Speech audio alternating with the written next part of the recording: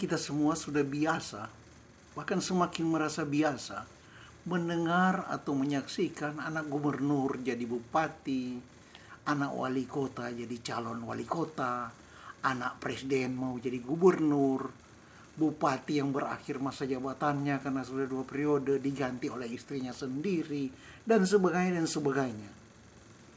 Dan itu sebetulnya sangat aneh, karena semua mereka menggunakan alasan hak asasi, HAM. Alasan bahwa itu adalah hak sebagai warga negara, hak politik setiap orang. Semua menggunakan alasan, ini kan sesuai sistem demokrasi katanya. Wah, ini bukan saja sangat aneh, sangat salah, sangat anomali, tetapi ironis. Karena ini sudah merupakan penjungkir balikan logika demokrasi. Karena sesungguhnya demokrasi itu justru lahir dari penolakan terhadap sistem dinasti. Sistem dinasti atau hereditary system, kepemimpinan berdasarkan keturunan, faktor keturunan, bukan berdasar pertimbangan kualitas terbaik, bukan dipilih karena berkualitas, bukan merit system, itu cenderung memerosotkan pemerintahan, menurunkan kualitas peradaban negara. Nah, pada waktu dulu itu, ketika sistem dinasti itu diterapkan dan memerosotkan keadaan, segala kualitas kehidupan, ketidakadilan subur dan sebagainya.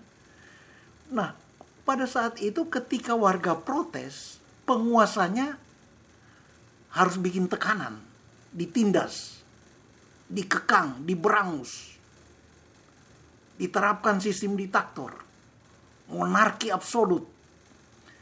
Nah, keadaan itu yang kemudian menimbulkan tuntutan untuk bebas dari kekangan, bebas dari belenggu penindasan. Tuntutan untuk persamaan hak.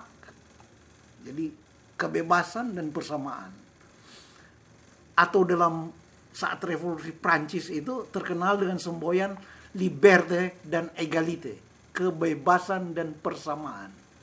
Jadi sistem dinasti dalam demokrasi itu menjungkir balikkan logika demokrasi, sekaligus bertentangan dengan prinsip utama atau nilai utama demokrasi. Terlebih lagi, lebih parahnya lagi, sistem dinasti dalam era demokrasi modern kita sekarang ini, jika dibanding dengan sistem dinasti dalam era monarki zaman dulu, itu dulu kaum ningrat itu tumbuh dalam apa yang disebut budaya noblesse oblige. Anak-anak bangsawan sejak kecil ditempa sangat keras untuk menjadi satria. Ditempa fisik, lahir dan batin. Jadi pada saat itu berbeda dengan anak-anak biasa. Anak-anak yang tumbuh menjadi aristokrat itu dididik dengan pendidikan setingginya.